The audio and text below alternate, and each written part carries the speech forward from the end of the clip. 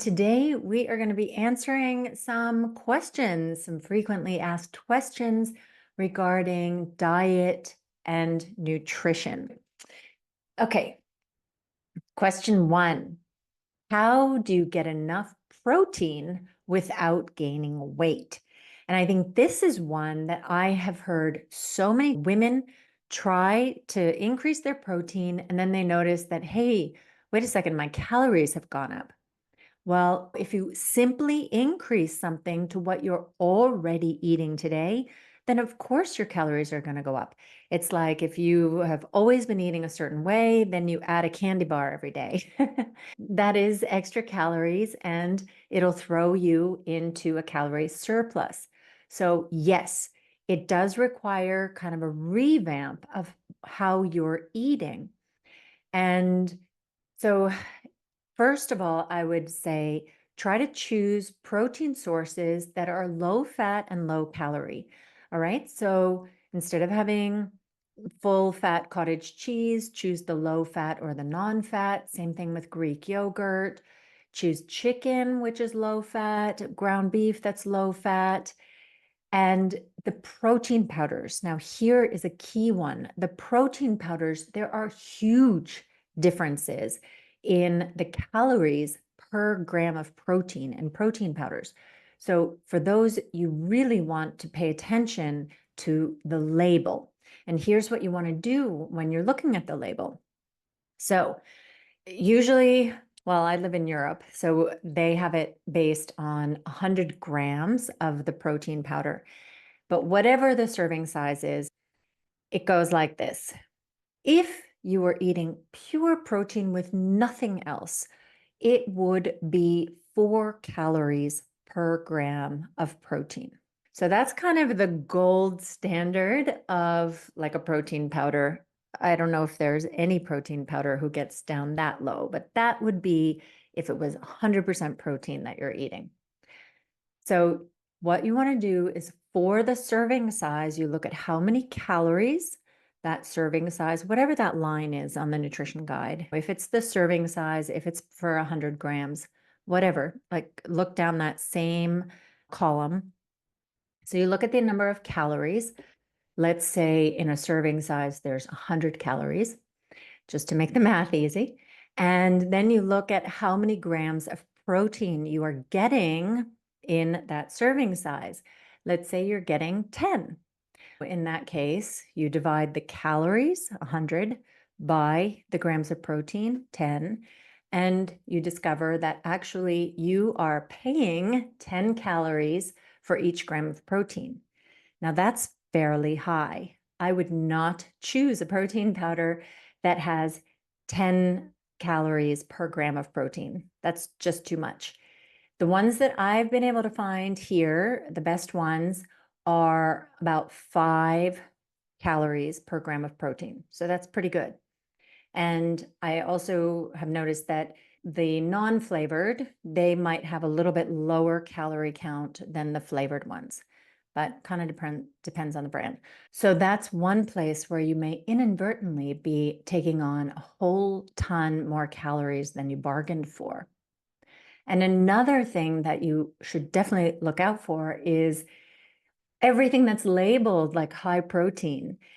It's not necessarily, I mean, high protein compared to what? So there again, if you're looking at a protein bar, if you're looking at anything, I look at the high protein dairy, like their yogurty things and quark and these kinds of things. I always look at how many calories that serving size has in it and how many grams of protein that serving is gonna give me. And then I do the math. So I divide the calories by the grams of protein, and I want to get as close to 4 as possible. And if it's 10, then I really question that, yeah, are there any better options out there? Just to be aware. Okay, so that was a lot on the protein powder and the protein products, but I think that is one place. But in general, like when you're thinking about your food choices also, you may need to revamp your recipes a little bit. And I guess one trick or tip, I guess it's more of a tip than a trick, for making sure that you're not going overboard with the calories and you're still getting in your protein is that you really find some recipes that you can do on repeat. You do need to be paying attention to your overall calorie consumption as well as the amount of protein you're eating. And just a reminder, the recommendation for building and maintaining muscle is the 1 gram per pound of ideal body weight. So if you're very much overweight, then think about what is like a reasonable body weight that you could try to get down to, and that calculated according to that. And the minimum per day, I would say, is 100 grams of protein. So if you're eating barely any protein right now, jumping to whatever that target number is. So do it in steps, get used to eating more protein, adding it in to your life. Okay, question number 2, which is really very related to this, is what should my macros be? Now, a lot of people online talk about, oh, you should know your exact macros, how much carbs, how much protein, how much fat you're consuming. But honestly, the thing that you really need to be looking at as a midlife woman is your total calorie consumption. So if you want to maintain your weight at what it is, then how many calories do you need to be consuming in a day to maintain that weight? And then hitting your protein goals. So if you can get those 2 things to work, then you're golden. And when you've gotten those 2 things to work for a long time, that feels comfortable, you're used to that, it is a habit for you, then start like tweaking, adding some more requirements, like, for example, increasing your fiber. But whether you want to have fat or carbs, to fill the calories that you'll hit a certain number of calories from the protein, and whether the rest of it is carbs or fat, it kind of doesn't matter. But so don't get too hung up on the macros. Think about the protein and your full calorie amount. The next question is, are there any foods that are off limits during this hormonal time? And the answer is no. There are no foods that you can't eat.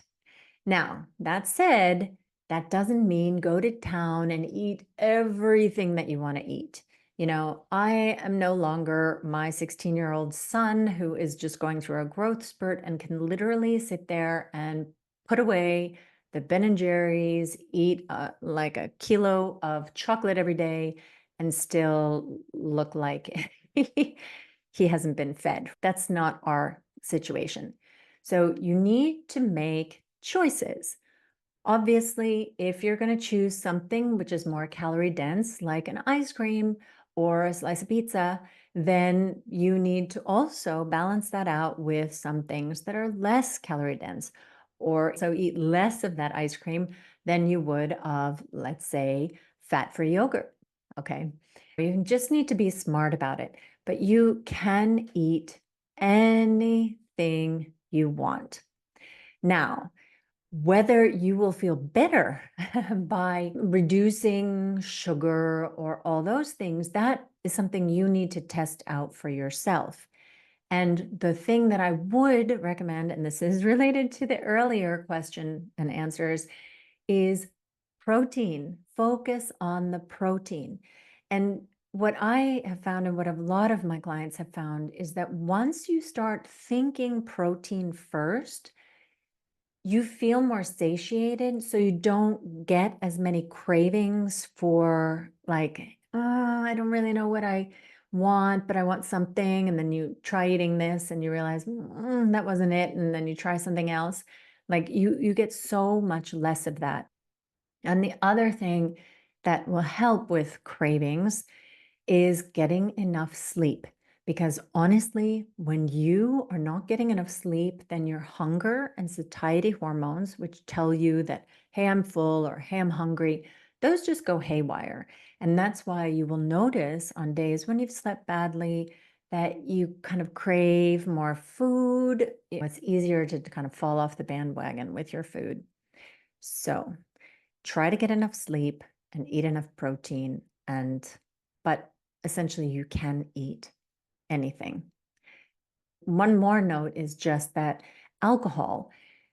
So if you are having a lot of these perimenopause symptoms, like hot flushes and these kind of vasomotor symptoms, they can be exacerbated by alcohol, like just flushing, all kinds of things. And I know a lot of women notice that when they hit a certain age, it's like alcohol just doesn't treat them quite the same way. You don't feel as good when you're drinking. You don't want to drink as much, and you certainly don't feel so good the next day.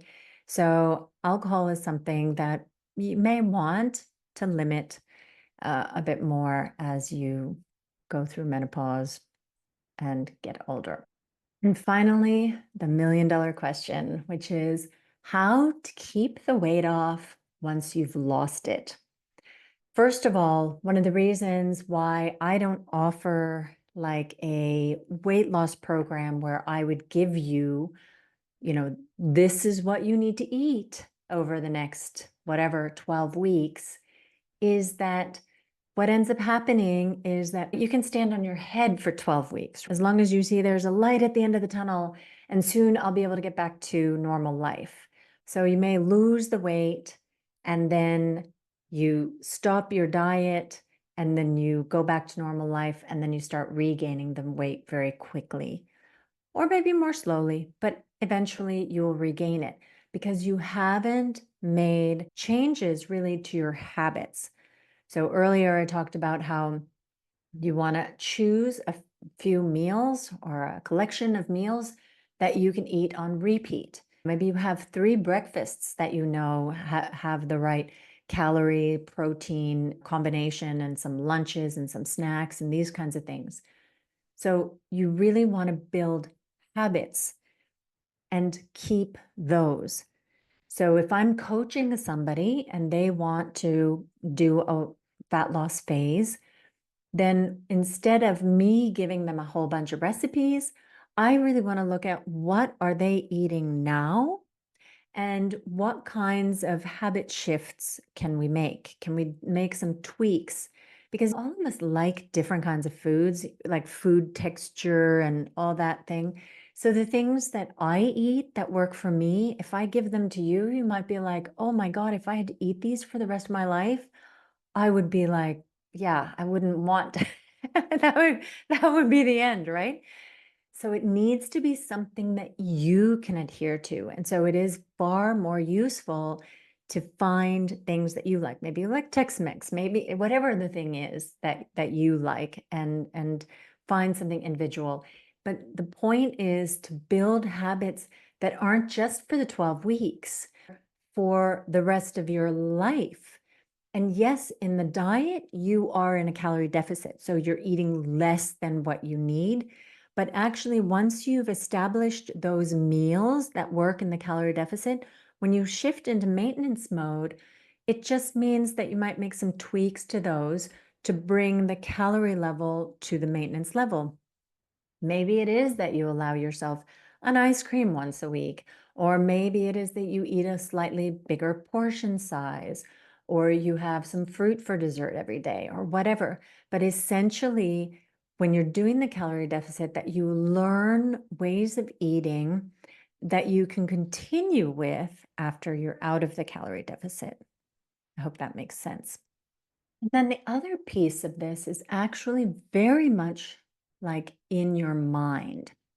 So studies have shown that of people who go on a diet, lose weight, and are able to keep it off for years afterwards, one of the biggest correlations that they have found is that these are the people who have made a mindset shift.